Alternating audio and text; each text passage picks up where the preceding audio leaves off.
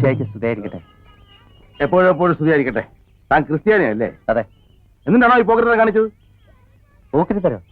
എടോ, ഈ സ്ഥലം ഏതാണെന്നറിയോ? പള്ളി വകയാ, മനസ്സിലായോ? ദേ ആ കാണുന്ന മൊനമ്പ് വരെ പള്ളിയുടെയാ. ഓഹോ. ഓഹോ, പള്ളി പോയ സ്ഥലത്ത് ചോദിക്കുകയും വേണ്ട, പറയുകയും വേണ്ട, ചുമ്മാ കയറി പൊറുതി തുടങ്ങുക. പോക്കറ്റ് തരം നല്ലടോ ഇതിന് പറയുക. അല്ല, അത് പിന്നെ അറിയാതെ. എന്നാ ഇപ്പൊ അറിഞ്ഞല്ലോ അല്ലേ? ഒരു കാര്യം ചെയ്യ്, ഇപ്പൊ തന്നെ ഇതൊക്കെ പൊളിച്ച് മാറ്റി വേറെ സ്ഥലം വിട്. അല്ലച്ചോ, 4-5 ദിവസം അത്രേ ഞങ്ങൾ ഇവിടെ കാണൂ. അതുവരെ വെയിലും മഴയും കൊള്ളാതെ കിടക്കാൻ ഇടം, അത്രേ ഉള്ളൂ. പള്ളി വക സ്ഥലത്ത് അങ്ങനെ ഇപ്പൊ വെയിലും മഴയും കൊള്ളാതെ കിടക്കണ്ട. തനി വന്നേ, ആ മുനമ്പ് കണ്ടോ? ഇതെല്ലാം ഇവിടെ നിന്ന് പൊളിച്ച് മാറ്റി ആ മുനമ്പിന്റെ അപ്പുറത്ത് കൊണ്ടുപോയി കൂരയോ കൊട്ടാരോ ഊറുപൊടിയോ എന്ത് വേണമെങ്കിലും അയക്കും. 4-5 ദിവസമല്ല, ഇനി സ്ഥിരമായിട്ട് അവിടെ താമസിച്ചാൽ ആരും ചോദിക്കാൻ പറ്റത്തില്ല. സർക്കാർ വക സ്ഥലമാണ്. അല്ലച്ചോ, ഉടമസ്ഥൻ പള്ളിയായാലും സർക്കാരായാലും ചോദിക്കാണ്ട് കയറി താമസിക്കാന്ന് പറയുമ്പോ അത് പൂക്കൃത്തിലല്ലേ അച്ചോ? താനെന്നെ പഠിപ്പിക്കാൻ വരിക? അയ്യോ, അങ്ങനൊന്നുമില്ല. എന്നാ അങ്ങനൊന്നും വേണ്ട, പറയുന്ന അങ്ങനെ അനുസരിച്ചാ മതി കേട്ടോ. ഈശോ, എന്റെ കാറ്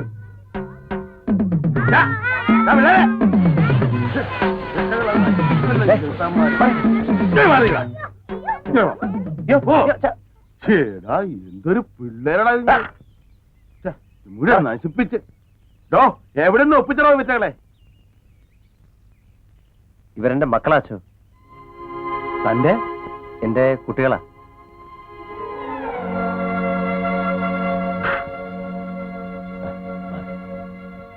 എന്താ അവന്റെ പേര്? AB Abraham. എബി ആയാലും കൊള്ളാം, അബ്രഹാം ആയാലും കൊള്ളാം. ഞാൻ കുറച്ച് കഴിഞ്ഞില്ലേ വരും. അപ്പൊ തന്നെയും തന്റെ കുട്ടികളെയും ഈ കൂടാരം ഒന്നുകൂടെ കണ്ടേക്കരുത്. കണ്ടാവണല്ലോ. അവിടെ ഒട്ടന്നെ അങ്ങോട്ട് കിടന്നിക്കോണം.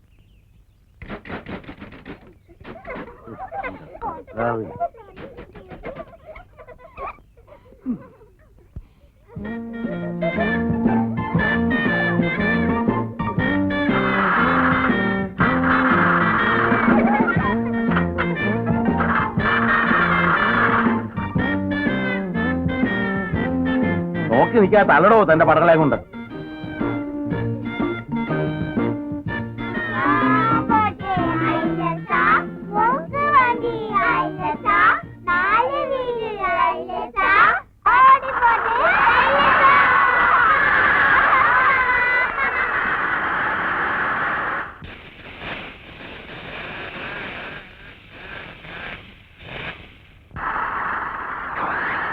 താങ്ക്സ്.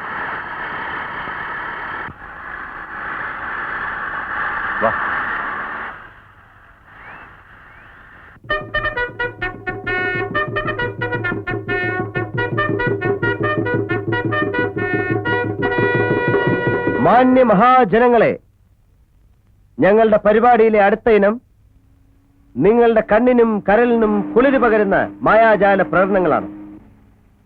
മാന്ത്രിക വിദ്യ തട്ടിപ്പാണെന്ന് പലരും പറയുന്നത് കേൾക്കാം. പക്ഷെ ആ തട്ടിപ്പിലും ഒരു ശാസ്ത്രമുണ്ട്, കലയുണ്ട് എന്ന് ഞങ്ങളിവിടെ തെളിയിക്കുകയാണ്. ഇതൊരു തൊപ്പിയാണ്. എന്താണ്? തൊപ്പിയാണ്. ഈ തൊപ്പിക്കകം ശൂന്യമാണ്. എന്താണ്? ശൂന്യമാണ്. ഈ തൊപ്പിക്കകത്ത് നിന്ന് ഒരു വെള്ളരിപ്രാവിനെ സൃഷ്ടിക്കാൻ പറ്റുമോ? പറ്റും. ഈ തൊപ്പിക്കകത്ത് നിന്ന് ഞാനൊരു വെള്ളരിപ്രാവിനെ സൃഷ്ടിക്കാൻ പോവുകയാണ്.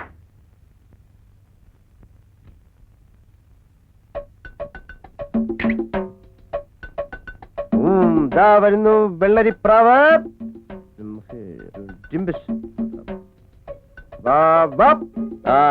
വരട്ടെ, വേഗം വരട്ടെ. ഒരു വെള്ളരിപ്രാവ്. ദാ ഒരു വെള്ളരിപ്രാവ്.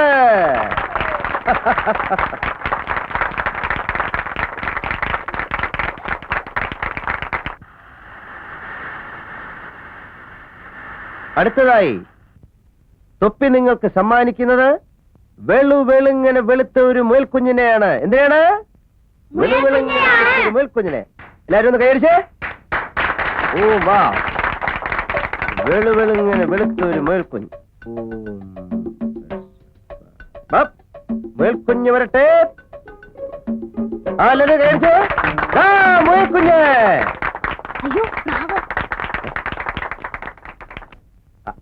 ആ പ്രാവ്, മാടപ്രാവ്, വിശുദ്ധിയുടെ ചിഹ്നം. ഈ വെള്ളരിപ്രാവ് എങ്ങനെ വെളുത്ത മുയൽ കുഞ്ഞാകും? വെളുത്ത മുയൽ കുഞ്ഞെങ്ങനെ വെള്ളരിപ്രാവാകും? അയാള് തട്ടിപ്പ് ആകാതിരുന്നാൽ മാജിക്. ഇതാണ് മാജിക്. ഇതിൽ ശാസ്ത്രമുണ്ട്, കലയുണ്ട്. കൈയടിച്ചേ. ആ നമ്മുടെ പരിപാടിയിലെ അടുത്ത ഇനം നിങ്ങൾ ഇന്ന് വരെ ആരും കാണാത്തൊരു അത്ഭുത വിദ്യ. ഈ മാജിക്കും കൊണ്ട് നടന്നാ തല്ലി കിട്ടും, ഉറപ്പാ. ചന്തുവേ, നീ നമ്മുടെ മാനം കളഞ്ഞേനെ. അത് പിന്നെ മൊയലിന്റെ കുറ്റമല്ലേ, ഞാനല്ലല്ലോ. അതെ, നമുക്ക് കള്ളത്തരം കാണിച്ച ശീലമില്ല, അതുകൊണ്ടാ. ഇന്ന് ഏതായാലും തടിയും കൊണ്ട് രക്ഷപ്പെട്ടു. നാളെ പുതിയ പരിപാടി വല്ലതും നോക്കാം. കൈയെടുക്കടാ. മിണ്ടരുത്. ആ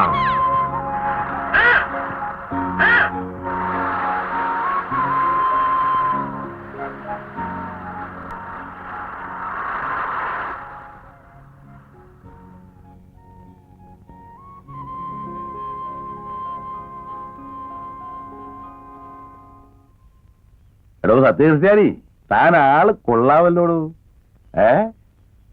ഈ വക വേലകളൊക്കെ കയ്യിലുണ്ടല്ലേ? ഞാൻ കണ്ടു തന്റെ മാജിക്ക്.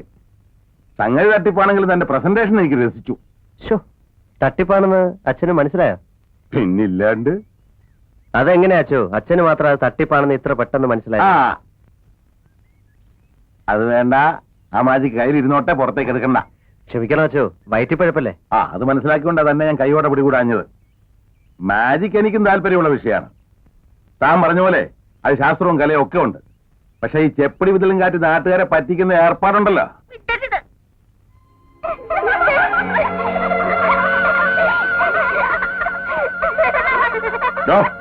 ആ പള്ളി സ്ഥലത്ത് നിന്ന് എന്റെ കുടലും പ്രമാണമൊക്കെ പൊളിച്ച് മാറ്റിയോ? മാറ്റിയച്ചോ.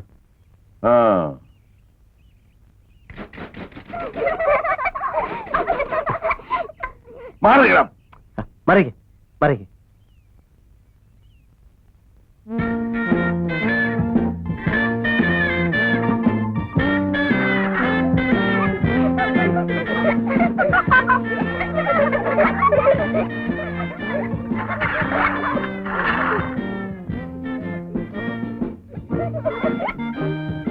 വാ പോവാം.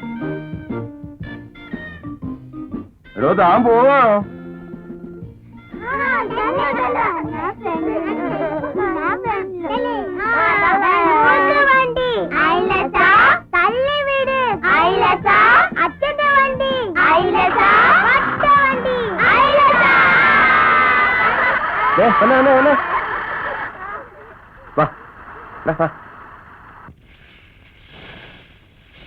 മറിക്കോ, മറ മറ.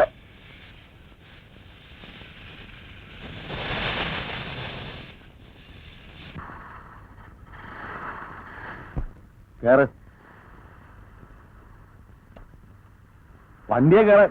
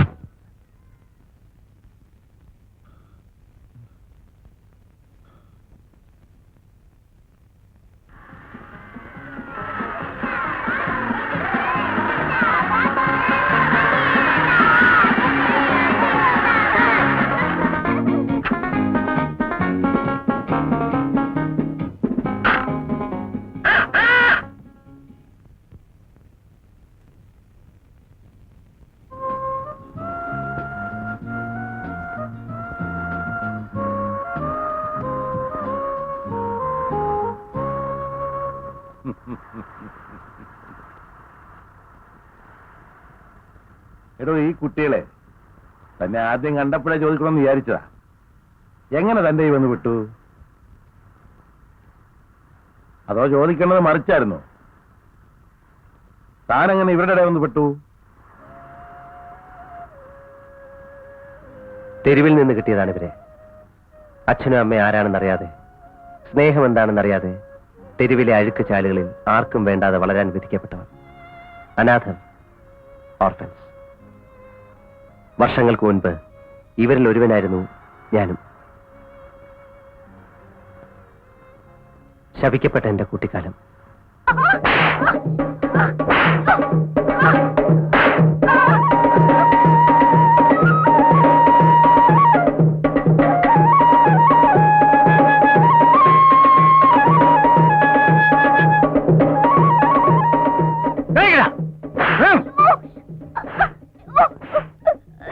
ആ മനുഷ്യൻ എന്റെ ആരുമായിരുന്നില്ല. തെരുവിൽ അനാഥനായിട്ടല്ല ഞാൻ ജനിച്ചത്. ഏതോ ഒരു നാട്ടിൽ, സുഖവും സന്തോഷവും നിറഞ്ഞ ഏതോ ഒരു വീട്ടിൽ. നഷ്ടപ്പെട്ടുപോയ മകനെ ഓർത്ത് എന്റെ അച്ഛനും അമ്മയും ഇപ്പോഴും കരയുന്നുണ്ടാവും. പിച്ച വെച്ച് നടന്ന പ്രായത്തിൽ മുറ്റത്ത് കളിച്ചു നടന്ന എന്നെ അയാൾ കട്ടുകൊണ്ടുപോകുന്നതാണ്. അതൊന്നും എനിക്ക് ഓർമ്മയില്ല. ഒരിക്കൽ ആരോടും അയാൾ പറഞ്ഞത് കേട്ടുള്ള അറിവാണ്.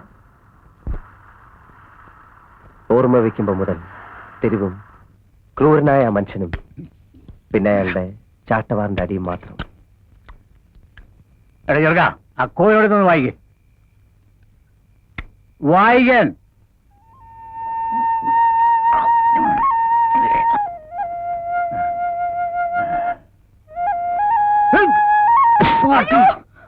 നിന്നെ ഞാൻ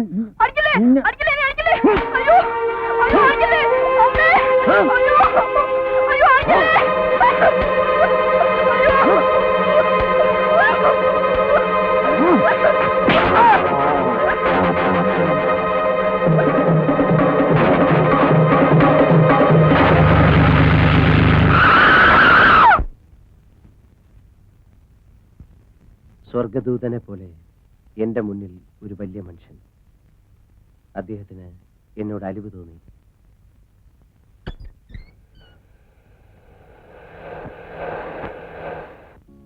ആ വലിയ മനുഷ്യൻ എന്റെ രക്ഷകനായി. ഓർമ്മ വയ്ക്കും മുമ്പേ നഷ്ടപ്പെട്ടുപോയ സ്നേഹവും വാത്സല്യവും എല്ലാം അദ്ദേഹത്തിലൂടെ എനിക്ക് തിരിച്ചു കിട്ടി. സ്നേഹിക്കാനും സ്വന്തമെന്ന് അവകാശപ്പെടാനും അദ്ദേഹത്തിന് ആരുമുണ്ടായിരുന്നില്ല. വർഷങ്ങൾക്ക് മുമ്പേ ഭാര്യയുമായി പിണങ്ങിപ്പിരിഞ്ഞ് ഒറ്റയ്ക്കായിരുന്നു ജീവിതം. ആ ഏകാന്തമായ ജീവിതത്തിലേക്ക് ഒരു കുരുന്ന് വെളിച്ചം ഞാൻ. അദ്ദേഹം എന്നെ മോനെന്ന് വിളിച്ചു. അന്നു മുതൽ ഞാൻ അദ്ദേഹത്തിന്റെ എബിക്കുട്ടനായി.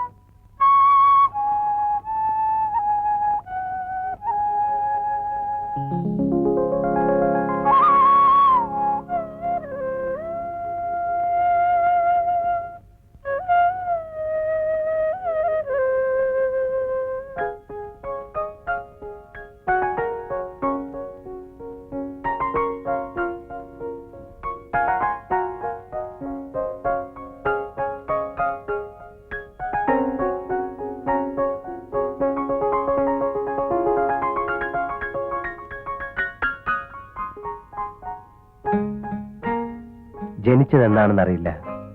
തെരുവിൽ നിന്നും എന്നെ കണ്ടെടുത്ത ദിവസം അതെന്റെ ജന്മദിനമായി. എല്ലാ വർഷവും മതിമറന്ന് ഞങ്ങളത് ആഘോഷിച്ചു. സകല സൗഭാഗ്യങ്ങളും തികഞ്ഞ കോളേജിലാണ്.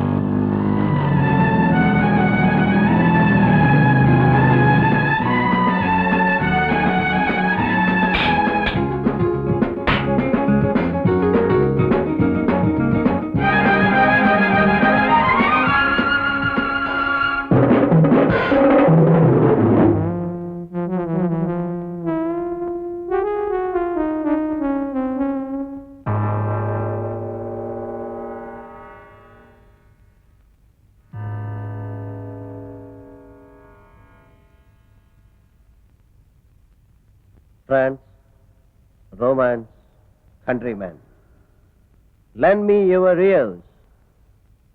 I come to bury Caesar, not to praise him. The evil that men do lives after them. The good is often interred with their bones. So let it be with Caesar. ഹോസ്റ്റലിൽ വെച്ച് ഒരു ദിവസം അപ്രതീക്ഷിതമായിരുന്നു ആ news. ഡാഡിയുടെ മരണം.